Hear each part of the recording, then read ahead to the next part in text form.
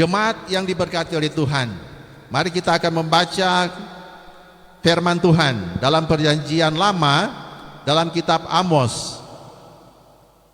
Firman Tuhan dalam Perjanjian Lama, kitab Amos pasal 5 ayat 4 dan ayat 6 bagian A. Amos pasal 5 ayat 4 dan ayat 6 bagian A. Saya bacakan untuk kita semua, bunyi firman Tuhan.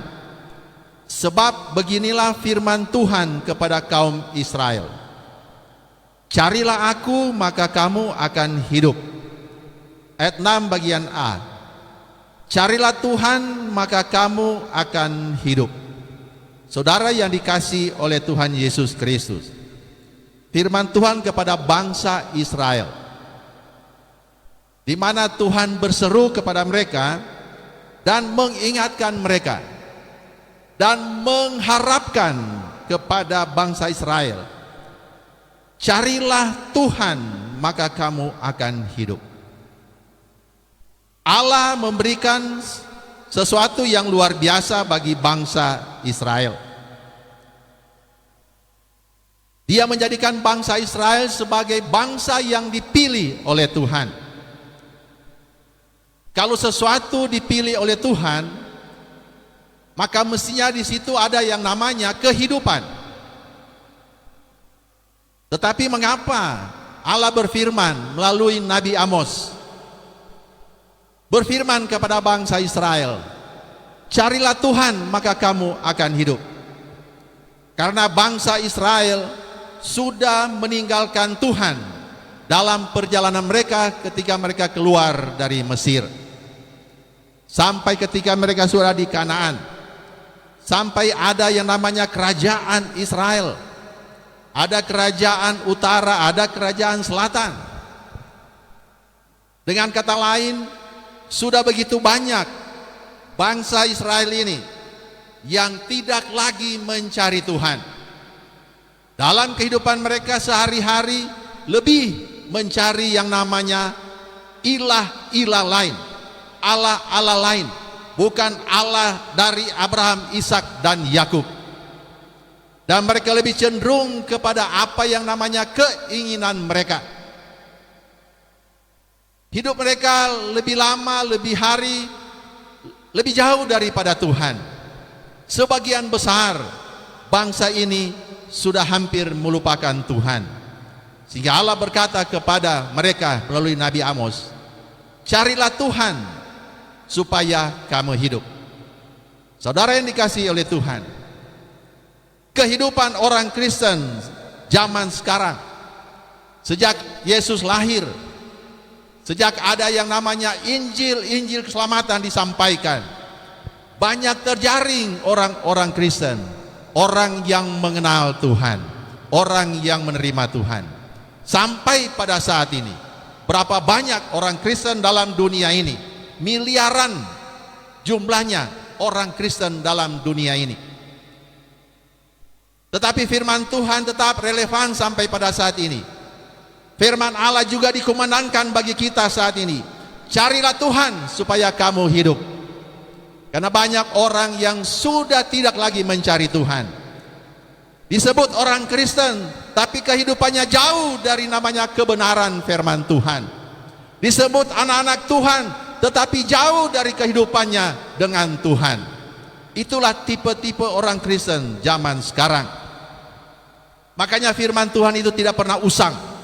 Firman Tuhan itu tidak pernah yang dikatakannya sudah lama, sudah berlalu. Tapi firman Tuhan itu tetap baru dan baru setiap hari. Kalau Anda ingin hidup, kalau kita ingin hidup, carilah Tuhan dan carilah Dia terus. Dalam Mazmur pasal 105 ayat 4 berkata, carilah Tuhan dan kekuatannya, carilah wajahnya selalu. Itu seruan daripada Tuhan setiap saat bagi kita, agar supaya kita memperoleh hidup. Hidup dalam dunia ini ada di dalam berkat Tuhan. Hidup dalam dunia ini adalah ada dalam perlindungan Tuhan. Setelah kita meninggalkan dunia ini, kita juga akan menerima yang namanya kehidupan yang kekal. Jemaat Tuhan yang dikasihi oleh Tuhan, bagaimana kalau kita sudah mencari Tuhan dan mendapatkan Tuhan? Dalam kitab Perjanjian Baru, surat Rasul Paulus kepada jemaat yang ada di Galatia, Galatia pasal 5 ayat 16 sampai dengan ayat yang ke-26. Orang yang mencari Tuhan dan akan mendapatkan kehidupan, yaitu pertama, Galatia pasal 5 ayat 16 sampai dengan ayat yang ke-20. Ayat 17 sampai ayat 20. Sebab keinginan daging berlawanan dengan keinginan roh, dan keinginan roh berlawanan dengan keinginan daging. Karena keduanya bertentangan, sehingga kamu setiap kali tidak melakukan apa yang kamu kehendaki. Ayat 18. Akan tetapi jikalau kamu memberi dirimu dipimpin oleh roh, maka kamu tidak hidup di bawah hukum Taurat. Ayat 19. Perbuatan daging telah nyata, yaitu percabulan, kecemaran, hawa nafsu, penyembahan berhala, sihir, perseteruan, perselisihan, iri hati, amarah, kepentingan diri sendiri, percitraan, roh pemecah, kedengkian, kemabukan, pesta pora, dan sebagainya. Terhadap semuanya itu kuperingatkan kamu, seperti yang telah kubuat dahulu, bahwa barang siapa melakukan hal-hal yang demikian, ia tidak akan mendapat bagian dalam kerajaan Allah. Kalau kita mau mencari Tuhan dan mendapatkan Tuhan, yang pertama kita menanggalkan yang namanya keinginan daging, hidup keduniawian seperti bacaan kita. Kalau dalam hidup kita masih ada namanya amarah, masih ada namanya percabulan, masih ada namanya iri hati, percideraan, roh pemecah belah, dan lain sebagainya dalam bacaan kita, maka berarti dia belum menemukan Tuhan. Saya katakan belum menemukan Tuhan. Mencari tapi tidak menemukan Tuhan. Kalau dalam kehidupan sehari-hari orang Kristen hidup dalam keduniawian, hidup dalam keinginan daging, maka dikatakan oleh Rasul Paulus, dia tidak akan mendapatkan yang namanya kerajaan Allah. Kalau kita tidak mendapatkan namanya kerajaan Allah, berarti kita tidak akan mendapatkan namanya kehidupan. Haleluya. Kalau kita mau mendapatkan Tuhan dan mendapatkan hidup daripada Tuhan, yang pertama, tanggalkan segala keinginan daging. Tanggalkan yang namanya hidup keduniawian. Dan kalau kita menemukan Tuhan dan mendapatkan hidup, maka dalam bacaan yang selanjutnya dalam kitab Galatia pasal 5 ayat 22. Di sini Paulus berkata tentang orang yang hidup dalam daging dan orang yang hidup dalam roh. Orang yang hidup dalam daging, dia tidak akan mendapatkan namanya kerajaan Allah. Dia tidak akan memperoleh kehidupan daripada Tuhan. Tetapi orang yang hidup oleh roh, yaitu orang yang mencari Tuhan dan mendapatkan Tuhan, dan ada perubahan dalam kehidupannya. Ayat yang ke-22. Tetapi buah roh ialah kasih, sukacita, damai sejahtera, kesabaran, kemurahan, kebaikan, kesetiaan, kelemah lembutan, penguasaan diri. Tidak ada hukum yang menentang hal-hal ini. Kalau kita mencari Tuhan dan mendapatkan Tuhan, maka kita memperoleh hidup, yaitu dalam kehidupan kita ada namanya perubahan-perubahan. Ketika Sakius mendapatkan Tuhan, dalam kitab Injil Lukas pasal 19, kisah tentang Sakius itu merupakan suatu kisah yang sebenarnya menjadikan kita kuat atau motivasi kepada diri kita untuk mencari Tuhan.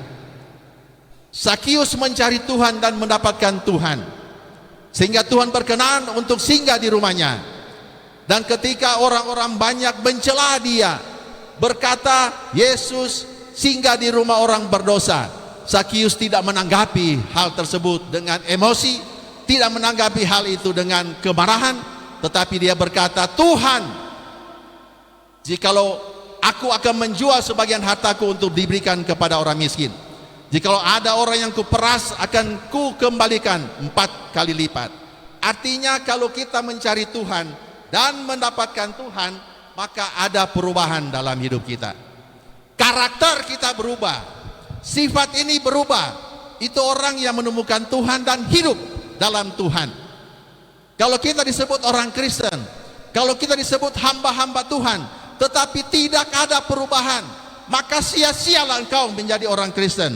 Sia-sialah engkau menjadi namanya hamba Tuhan. Karena tidak ada namanya hidup oleh roh. Roh ini bersifat karakter, sifat. Buah roh itu sifat, karakter orang Kristen. Pertama, kasih. 3 hal yang pertama: kasih, sukacita, damai sejahtera. Itu daripada Allah. Allah yang adalah kasih, yang lebih dulu memberikan kasihnya kepada kita. Kalau kita hidup dalam Tuhan, mendapatkan Tuhan, maka ada kasih Allah dalam kehidupan kita. Sukacita dari Tuhan, damai sejahtera dari Tuhan. Paulus berkata, hendaklah damai sejahtera Kristus memerintah di dalam hidupmu. Artinya, kalau orang hidup oleh roh, mendapatkan Tuhan, ada sifat-sifat Kristus, sifat-sifat ilahi yang merubah kehidupan kita menjadi baru. Ada kasih, sukacita, damai sejahtera. Itu 3 hal yang pertama. Berbicara hubungan kita dengan Tuhan yang setiap saat ada. Dan buah roh yang berikut, 3 yang berikut, berbicara tentang kesabaran, kemurahan, belas kasihan. Itu berbicara tentang hidup kita dengan sesama kita. Ada kesabaran, ada kemurahan, ada belas kasihan. Tapi banyak orang Kristen yang hilang kesabaran. Banyak orang Kristen hilang yang namanya kemurahan. Banyak orang Kristen yang hilang yang namanya belas kasihan. Karakter, sifat, kesabaran, kemurahan, belas kasihan, itu karakter ilahi, buah roh yang berbicara hubungan antara kita dan sesama kita. Dan 3 buah roh yang lain yang disebut apa? Kesetiaan, kelemah lembutan, dan penguasaan diri. Itu berbicara kehidupan kita yang harus kita berubah. Apakah kita setia kepada Tuhan? Kesetiaan kita kepada Tuhan, kesetiaan kita kepada rumah tangga kita, sebagai suami kepada istri, istri kepada suami, anak kepada orang tua, dan sebaliknya. Kesetiaan kita kepada pemimpin-pemimpin kita, itu berbicara pribadi kita masing-masing. Apakah kita setia kepada pemimpin kita, pemimpin gereja, pemimpin pemerintahan? Setia berarti ada namanya ketaatan. Baru kelemah lembutan. Sifat kelemah lembutan bukan berarti dia seperti berjalan kayak orang yang lain, tetapi hati yang penuh dengan kelemah lembutan, hati yang penuh dengan sifat-sifat Kristus, dan penguasaan diri. 3 hal ini, kesetiaan, kelemah lembutan, penguasaan diri, berbicara tentang kehidupan pribadi kita. Kalau kita tidak mempunyai 3 hal ini, buah roh ini, maka jangan kita katakan saya sudah menemukan Tuhan, saya memperoleh hidup. Itu namanya bohong. Apalagi penguasaan diri. Penguasaan diri ketika kita mengalami, menghadapi masalah-masalah yang bisa membuat orang penguasaan diri hilang. Di dalam 1 Petrus pasal 3 berkata demikian. 1 Petrus pasal 3 ayat 8 dan seterusnya berkata demikian. Dan akhirnya hendaklah kamu semua seia sekata, seperasaan, mengasihi saudara-saudara, penyayang dan rendah hati. Ayat 9. Dan janganlah membalas kejahatan dengan kejahatan, atau caci maki dengan caci maki, tetapi sebaliknya hendaklah kamu memberkati, karena untuk itulah kamu dipanggil, yaitu untuk memperoleh berkat. Orang yang mempunyai namanya kesetiaan, kelemah lembutan, penguasaan diri, maka dia dapat melakukan apa yang dikatakan oleh Petrus. Ayat 10. Siapa yang mau mencintai hidup, orang yang mencintai hidup, orang yang memperoleh hidup oleh karena Tuhan, dan mau melihat hari-hari baik, ia harus menjaga lidahnya terhadap yang jahat dan bibirnya terhadap ucapan-ucapan yang menipu. Ayat 11, ia harus menjauhi yang jahat dan melakukan yang baik. Ia harus mencari perdamaian dan berusaha mendapatkannya. Ayat 12, sebab mata Tuhan tertuju kepada orang-orang benar dan telinganya kepada permohonan mereka yang minta tolong, tetapi wajah Tuhan menentang orang-orang yang berbuat jahat. Mencari Tuhan, menemukan Tuhan dan mendapatkan kehidupan, yaitu orang yang hidup oleh roh, orang yang ada yang namanya buah roh, bukan pekerjaan Roh Kudus, bukan karunia-karunia Roh Kudus. Orang bisa berbahasa roh setinggi langit, orang bisa melakukan mujizat-mujizat dengan pekerjaan roh, tapi Yesus berkata di akhir zaman akan banyak orang yang datang dan berkata kepada Yesus, Tuhan, Tuhan, bukankah aku menyembuhkan orang dengan namamu? Bukankah aku melakukan mujizat demi namamu? Bukankah aku membangkitkan orang mati demi namamu? Tapi Yesus berkata, aku tidak mengenal engkau. Enyahlah dari hadapanku, hai si pembuat kejahatan. Karunia Roh Kudus bukan berarti sudah selamat. Boleh bahasa roh setinggi apapun juga, tetapi belum tentu selamat. Tetapi buah roh yang menentukan kehidupan kita dalam Tuhan. Apakah kita mempunyai buah roh? Apakah kita mempunyai yang namanya Roh Kudus yang membuat kita mengeluarkan buah? Buah kasih, sukacita, damai sejahtera, kesabaran, penguasaan diri, belas kasihan, kesetiaan, kelemah lembutan. Ini yang mencerminkan orang-orang Kristen yang sebenarnya. Karakter-karakter orang Kristen, yaitu karakter yang dikatakan oleh Paulus kepada jemaat yang ada di Galatia, yang mempunyai buah roh. Kalau kita mempunyai buah roh, segala sesuatu dikerjakan oleh roh Tuhan. Paulus berkata kepada jemaat yang ada di Roma, Roma pasal 8, barang siapa tidak memiliki roh Kristus, dia bukan milik Kristus. Roh Kristus yang membuat kita bisa ada penguasaan diri, yang bisa membuat orang ada kemurahan, belas kasihan, kesabaran, kelemah lembutan, kasih, sukacita, dan damai sejahtera. Nah, kita mungkin bisa melihat kehidupan kita masing-masing. Ada di posisi mana saya saat ini? Sebagai orang Kristen, sebagai hamba Tuhan, ada di posisi mana? Hanya kita masing-masing yang tahu siapa diri kita, dan hanya Tuhan yang tahu siapa diri kita. Orang lain tidak bisa melihat dan mengetahui siapa kita sebenarnya, tapi Tuhan bisa dan kita sendiri yang bisa. Nah, firman Tuhan datang kepada kita. Ada di posisi mana kita saat ini? Apakah kita selalu mencari Tuhan dan sudah menemukan Tuhan? Kalau Anda sudah menemukan Tuhan, periksa diri dalam Galatia pasal 5 ini. Kalau Anda masih ada namanya percideraan, pemecah belah, iri hati, dengki, penyembahan berhala, hawa nafsu dan lain-lain, berarti Anda belum mendapatkan Tuhan. Belum mendapatkan Tuhan, belum memperoleh hidup.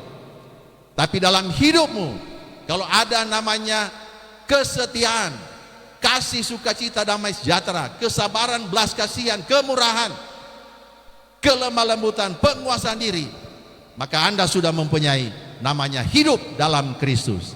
Karena itulah yang namanya Roh Kristus yang diam di dalammu. Roh Kristus yang diam dalammu. Jadilah seperti Sakius. Ketika dia mencari Tuhan dan menemukan Tuhan, ada perubahan yang luar biasa dalam kehidupannya. Orang bilang Sakius orang berdosa, tetapi ada perubahan. Sehingga apa yang Yesus katakan kepada Sakius, orang ini adalah anak Abraham. Keselamatan terjadi bagi seisi rumah daripada Sakius. Sakius sendiri yang mencari Tuhan, menemukan Tuhan, tapi keselamatan bukan hanya menjadi bagiannya, tapi semua orang yang ada dalam rumah Zakius diselamatkan oleh Tuhan. Menghadapi situasi seperti sekarang ini yang terjadi, mari kita tetap mempunyai hubungan dengan Tuhan. Hubungan dengan Tuhan, hubungan dengan sesama kita, dan kita jaga hidup kita, jaga hati kita supaya tidak tercemar. Jaga hati ini supaya tidak terkontaminasi dengan hal-hal yang di luar kehidupan kita, agar supaya apa yang dikatakan dalam kitab Amos tadi, carilah Tuhan maka engkau akan hidup. Masalah boleh datang kepada kita, tapi kalau kita menemukan Tuhan dan hidup oleh karena Tuhan, maka namanya tidak ada kekhawatiran, tidak ada ketakutan, karena kita percaya bahwa hidup kita ada dalam tangan Tuhan. Hidup kita ada di dalam kuasa Tuhan. Hidup kita semuanya ada dalam tangan Tuhan dan pemeliharaan Tuhan. COVID-19 tidak akan membuat orang menjadi patah semangat dalam mencari Tuhan, tetapi akan lebih memacu semangat kita dalam kita mencari Tuhan dan menemukan Tuhan, supaya kita hidup dalam dunia ini dalam perlindungan Tuhan, dan ketika kita dipanggil oleh Tuhan, kita memperoleh janji Tuhan, kehidupan kekal untuk selama-lamanya.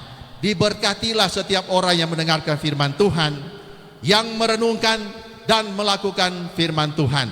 Tuhan Yesus memberkati kita sekalian. Puji Tuhan, haleluya. Mari kita akan bersyukur kepada Tuhan. Jemaat yang ada di rumah, mari bangkit berdiri. Renungkan